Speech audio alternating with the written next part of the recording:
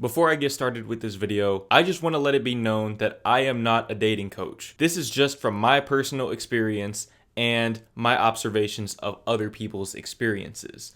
Now, with that being said, I do believe that I am qualified. I feel like my experiences make me qualified because now being in a relationship where I don't have to deal with any of these things that I'm about to list off, I now know that this is what you should be striving for. If a girl has any of these qualities, you need to leave her alone. And also, if there are any women out there watching this list applies to men as well. Okay, so if anybody that you are particularly interested in has these qualities, you need to let them go.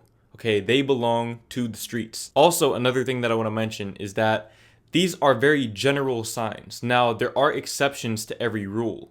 Okay, so there might be some great people out there that have one or even more of these qualities.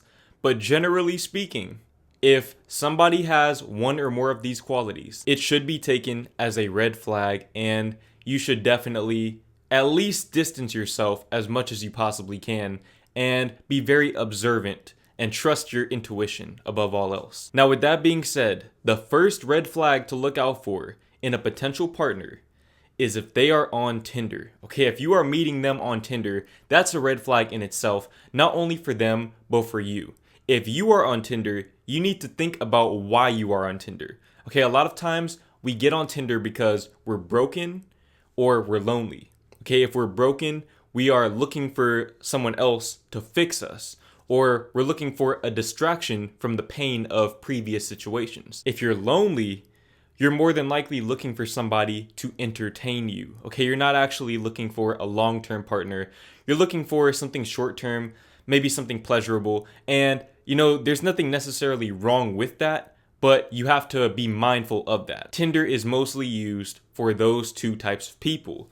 Now, if you meet somebody on Tinder, it is fair to assume that they fall under one of those two categories. Either they are broken and they're trying to find a distraction, or they're trying to find some type of validation, which I'll get into later, or they're lonely and you'll be a very short-term fix for their loneliness until they get bored of you, and then they're going to throw you to the curb. Now, I know this all sounds very, very cynical, and that's not the type of mindset that I promote.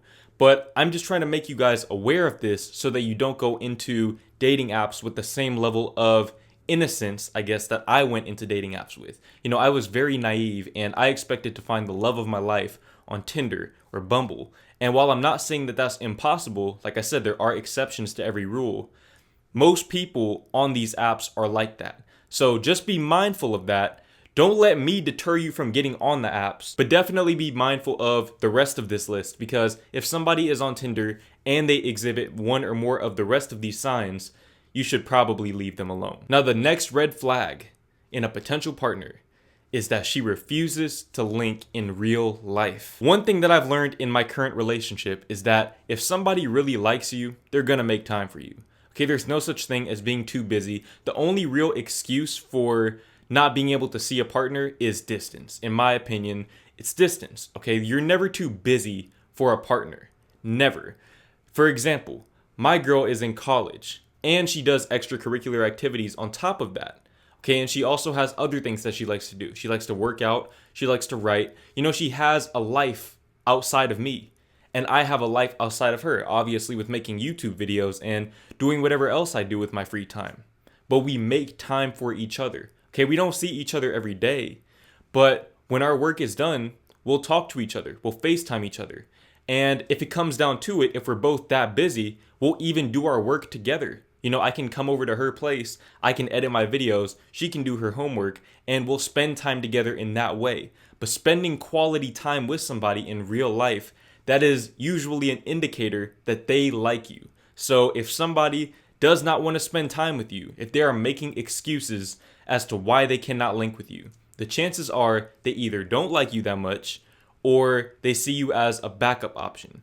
This is especially true if they only want to see you when it's convenient for them. If they are not making any type of effort to clear their schedule or to make space or room for you, then they probably don't like you very much and you need to leave them alone. And like I said, this especially applies to people that you meet on Tinder, because on Tinder, if somebody is broken or if they're lonely and they start to become distant from you and they don't want to see you in person, the chances are they are either bored of you or they don't like you that much. Now, right along with that is flakiness. Okay, if somebody makes plans with you, but then they constantly flake out on you or leave you high and dry, you definitely need to leave them alone. If somebody is flaking on you, that means that they do not respect you or your time at all. It shows a lack of empathy, a lack of understanding, and a lack of respect.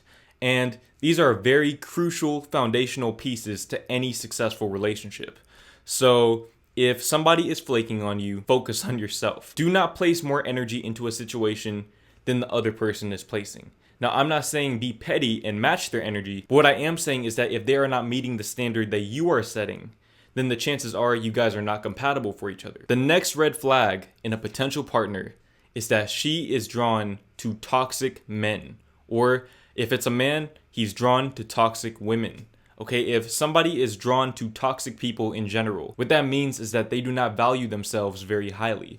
So because they don't value themselves, they're not going to value you either. Okay, if somebody doesn't value themselves, they will not value you. They will not value anyone else around them. Okay, they're only looking for validation. Now, I know there are a lot of people out there like this today. And the reason why is because of social media, which I'll get into in a second.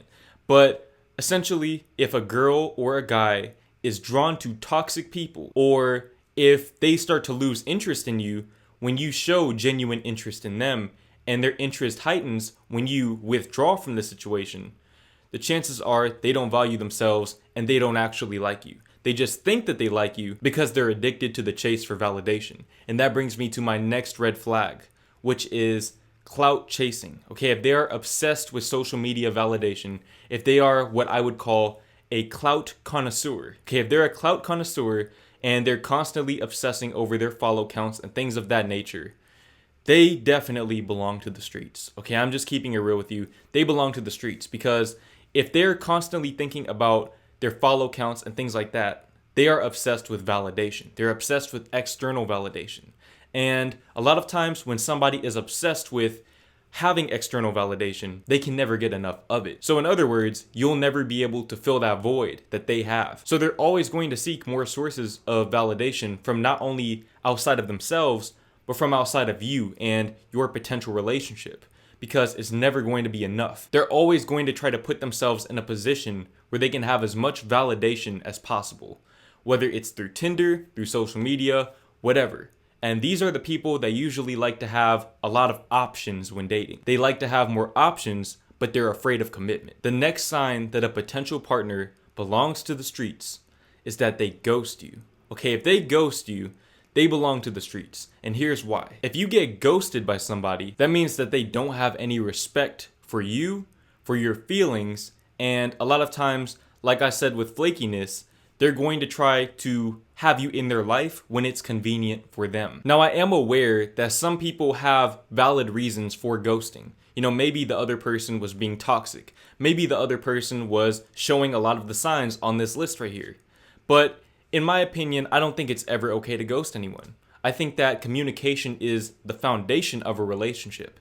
And if you don't have communication, then what do you have? You know, how do you know who you're really with if you're not communicating with them? So if somebody has a tendency to ghost people, what that means is that they do not have communication skills. And a lot of times that's because they don't have good internal communication. They don't really know who they are and they're confused. And a lot of times, like I said, they're looking for external validation and they have drained you for as much validation as they could possibly receive from you. And this also goes back to, you know, a girl or a guy not wanting to link in real life. What that probably means is that they were using you for validation. And once they got bored of receiving validation from you, they basically got rid of you because now they need to find another source of external validation. And this is very common, I feel like, in people that don't necessarily know how to love themselves. And that's a journey that they have to figure out on their own.